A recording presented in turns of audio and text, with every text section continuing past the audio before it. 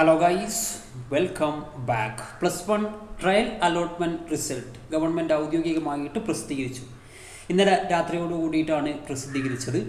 +1ലേക്ക് അപേക്ഷ കൊടുത്ത മുഴുവൻ കുട്ടികളും നിർബന്ധമായിട്ടും ട്രയൽ അലോട്ട്മെൻറ്റ് ഒന്ന് പരിശോധിക്കുക. അതായത് നിങ്ങളുടെ ആപ്ലിക്കേഷൻ ഐ.ഡിയും പാസ്വേഡും ജില്ലയും ഉപയോഗിച്ചുകൊണ്ടാണ് നിങ്ങൾ ട്രയൽ അലോട്ട്മെൻറ്റ് അതിൻ്റെ ഒരു സ്റ്റാറ്റസ് നിങ്ങൾ പരിശോധിക്കേണ്ടത്. പ്രധാനമായിട്ടും ട്രയൽ അലോട്ട്മെൻറ്റ് എന്തിനാണെന്ന് വെച്ച് കഴിഞ്ഞാൽ, നിങ്ങൾക്ക് നിലവിൽ നിങ്ങൾ കൊടുത്ത അപേക്ഷയിൽ എന്തെങ്കിലും തെറ്റുകൾ സംഭവിച്ച് പോയിട്ടുണ്ടെങ്കിൽ അത് തിരുത്താൻ വേണ്ടിയിട്ടും, അതുപോലെ തന്നെ നിങ്ങൾക്ക് സ്കൂളുകൾ ആഡ് ചെയ്യാൻ വേണ്ടിയിട്ടും, സ്കൂളുകൾ ഡിലീറ്റ് ചെയ്യാൻ വേണ്ടിയിട്ടും, കോഴ്സുകൾ ആഡ് ചെയ്യാൻ, അതേപോലെ തന്നെ ഒന്ന് പുനഃക്രമീകരിക്കാനൊക്കെയാണ് നിങ്ങൾക്ക് ഈ ട്രയൽ അലോട്ട്മെൻറ്റിലൂടെ അവസരം ലഭിക്കാൻ പോകുന്നത്. ഇനിയൊരു അവസരം നിങ്ങൾക്ക് കിട്ടില്ല.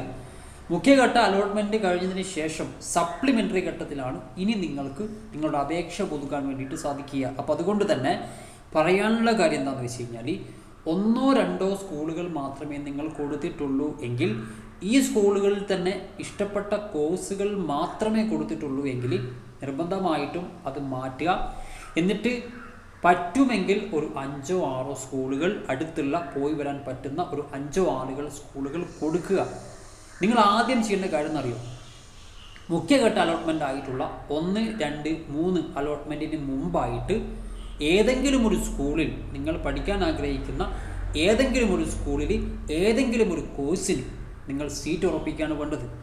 ഏതെങ്കിലും ഒരു കോഴ്സ് കിട്ടിയിട്ട് എന്ത് കാര്യമെന്ന് നിങ്ങൾ ചിന്തിക്കും. അതിൽ കാര്യമുണ്ട്. എന്തറിയോ, നിങ്ങൾക്ക് ഈ മുഖ്യഘട്ട അലോട്ട്മെൻറ്റ് കഴിഞ്ഞാൽ ഈ ട്രാൻസ്ഫറിനുള്ള ഒരു അവസരം കിട്ടും. അതായത് ഈ കോഴ്സ് മാറിക്കിട്ടിയ കുട്ടികൾ, സ്കൂള് താല്പര്യമില്ലാത്ത സ്കൂൾ കിട്ടിയ കുട്ടികൾക്കൊക്കെ അങ്ങോട്ടും ഇങ്ങോട്ടും സ്കൂള് മാറാനും, അതുപോലെ തന്നെ കോഴ്സ് നിങ്ങൾക്ക് ഇഷ്ടപ്പെട്ട കോഴ്സിലേക്ക് മാറാനും ഒക്കെ ഉള്ള ഒരു അവസരം നിങ്ങൾക്ക് ഈ മുഖ്യഘട്ട അലോട്ട്മെൻറ്റ് കഴിഞ്ഞാൽ നിങ്ങൾക്ക് കിട്ടും. അപ്പോൾ അതുകൊണ്ട് 1-2 സ്കൂളുകൾ മാത്രമേ കൊടുത്തിട്ടുള്ളൂ എങ്കിൽ മാക്സിമം 5-6 സ്കൂളുകൾ കൊടുക്കുക.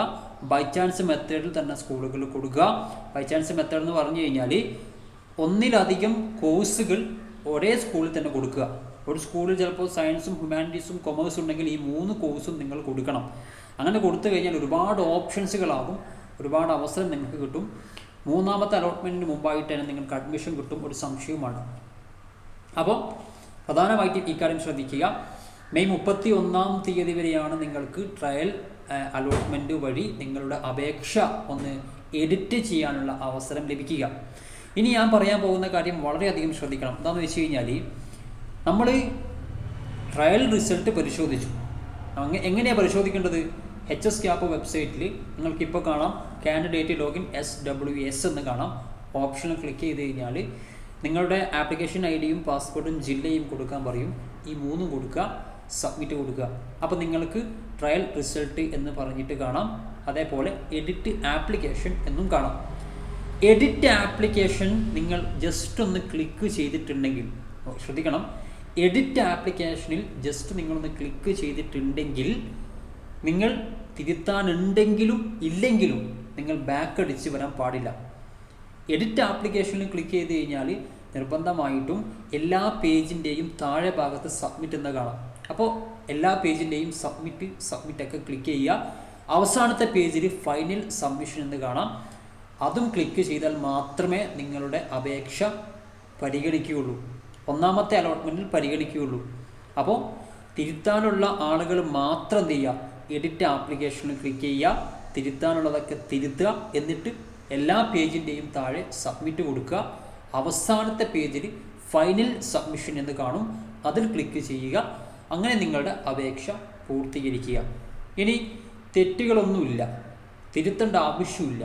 അങ്ങനെയാണെങ്കിൽ ജസ്റ്റ് നിങ്ങളുടെ ആപ്ലിക്കേഷൻ ഐ.ഡിയും പാസ്വേഡും ജില്ലയും കൊടുത്ത് ആ ഒരു സ്റ്റാറ്റസ്, ട്രയൽ അലോട്ട്മെൻറ്റ് ആ സ്റ്റാറ്റസ് ജസ്റ്റ് ഒന്ന് നോക്കുക, ബാക്ക് അടിച്ച് പോവുക. എഡിറ്റ് ഓപ്ഷൻ ക്ലിക്ക് ചെയ്യേണ്ട ആവശ്യമില്ല.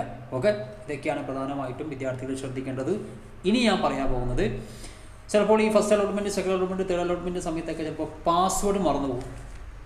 നമുക്ക് ഫോർഗോട്ട് പാസ്വേഡ് അടിക്കാനുള്ള ഒരു ഓപ്ഷൻ ഉണ്ട്.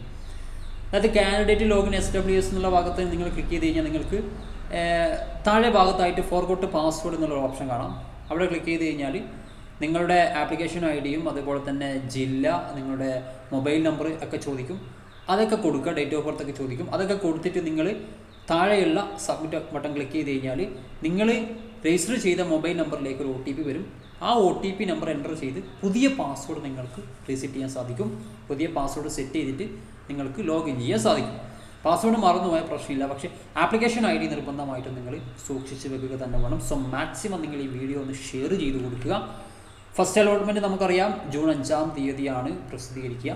അപ്പോൾ ഫസ്റ്റ് അലോട്ട്മെൻറ്റ് വന്നതിന് ശേഷമാണ് അഡ്മിഷൻ പ്രോസസ്സുകളൊക്കെ സ്റ്റാർട്ട് ചെയ്യുന്നത്. ആ ഒരു വീഡിയോ നമ്മൾ ആ സമയത്ത് ചെയ്യും. സോ മാക്സിമം ഷെയർ ചെയ്യുക. മറ്റൊരു വീഡിയോ ആയിട്ട് കാണാം. ബൈ.